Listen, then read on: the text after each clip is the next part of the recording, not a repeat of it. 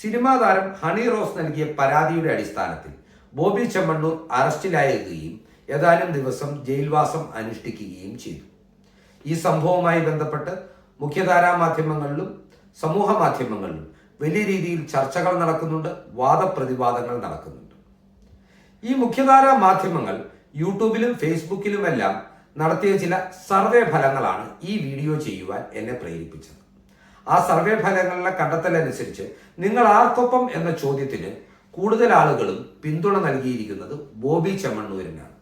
മറ്റൊരു രീതിയിൽ പറഞ്ഞാൽ ഹണി റോസിനുള്ള പിന്തുണ കുറവാണ്. ഇവിടെ നാം കൃത്യതയോടുകൂടി മനസ്സിലാക്കേണ്ടുന്ന ഒരു വിഷയമുണ്ട്. എന്ത് കുറ്റകൃത്യത്തിനാണ് ബോബി അറസ്റ്റിലായതും ജയിലിലടയ്ക്കപ്പെട്ടത്? ഹണി റോസ് എന്ന സ്ത്രീയെക്കുറിച്ച് അശ്ലീലം നിറഞ്ഞ ദ്വയാർത്ഥ പ്രയോഗങ്ങൾ തുടർച്ചയായി നടത്തിയതിനാണ് സ്ത്രീത്വത്തെ അപമാനിച്ചതടക്കമുള്ള ഗുരുതരമായ വകുപ്പുകൾ ചുമത്തി ഇയാളെ അറസ്റ്റ് ചെയ്തതും കോടതി ഇയാളെ റിമാൻഡ് ചെയ്ത് ജയിലിലേക്ക് അയച്ചത്. എന്നാൽ അതേപോലെ തന്നെ വിമർശന വിധേയമാകേണ്ട മറ്റൊരു വിഷയമാണ് ഹണി റോസിന്റെ വസ്ത്രധാരണം. സിനിമാ താരങ്ങളെ സംബന്ധിച്ചിടത്തോളം തിയേറ്ററുകളിലേക്ക് ആളുകളെ ആകർഷിക്കുവാനുള്ള അവരുടെ കഴിവാണ് അവരുടെ വിപണി മൂല്യത്തെ വർദ്ധിപ്പിക്കുന്നത്. എന്നാൽ സിനിമാ താരം എന്ന ലേബലിൽ ഉദ്ഘാടന ചടങ്ങുകളിലും പൊതുപരിപാടികളിലും പ്രതിഫലം വാങ്ങി പങ്കെടുത്തുകൊണ്ടാണ് ഹണി റോസ് കൂടുതൽ ശ്രദ്ധ നേടിയത്. അതുകൊണ്ട് തന്നെ ഇവർ പങ്കെടുക്കുന്ന പരിപാടികളിൽ കൂടുതൽ ആൾക്കൂട്ടം എത്തിയാലേ ഇവരുടെ വിപണി മൂല്യം വർദ്ധിക്കുകയുള്ളൂ. ഇങ്ങനെ കൂടുതൽ ആളെ കൂട്ടുക എന്ന ലക്ഷ്യത്തോടെ ഹണി റോസ് നടത്തുന്ന വസ്ത്രധാരണ രീതി അല്ലെങ്കിൽ ഹണി റോസ് നടത്തുന്ന വസ്ത്രധാരണത്തിലൂടെയുള്ള വിപണന തന്ത്രം വലിയ രീതിയിൽ വിജയമാകുന്നതിന്റെ ലക്ഷണങ്ങളാണ് ഇവരുടെ പരിപാടികളിലേക്ക് ഒഴുകിയെത്തുന്ന ആയിരക്കണക്കിന് ആളുകളും ഇവർക്ക് തുടർച്ചയായി പരിപാടികൾ ലഭിക്കുവാനുള്ള കാരണവും. ഈ വസ്ത്രധാരണ രീതിയോടുള്ള എതിർപ്പ് മൂലമാണ് നിരവധി ആളുകൾ ഹണി റോസിനെ എതിർത്ത് ബോബി ചെമ്മണ്ണൂരിനെ പിന്തുണയ്ക്കുന്നത്.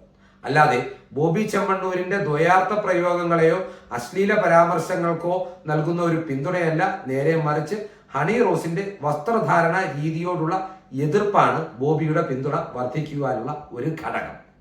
ഇവിടെ ഒരു വ്യക്തിയുടെ സ്വാതന്ത്ര്യമാണ് അവരുടെ വസ്ത്രധാരണ രീതി എന്ന് പറയാമെങ്കിലും ആ വസ്ത്രധാരണ രീതിയെ വാണിജ്യമായി ഉപയോഗിച്ചുകൊണ്ട് പ്രതിഫലം കൈപ്പറ്റുന്ന ഒരു വ്യക്തിയാണ് ഹണി റോസ്.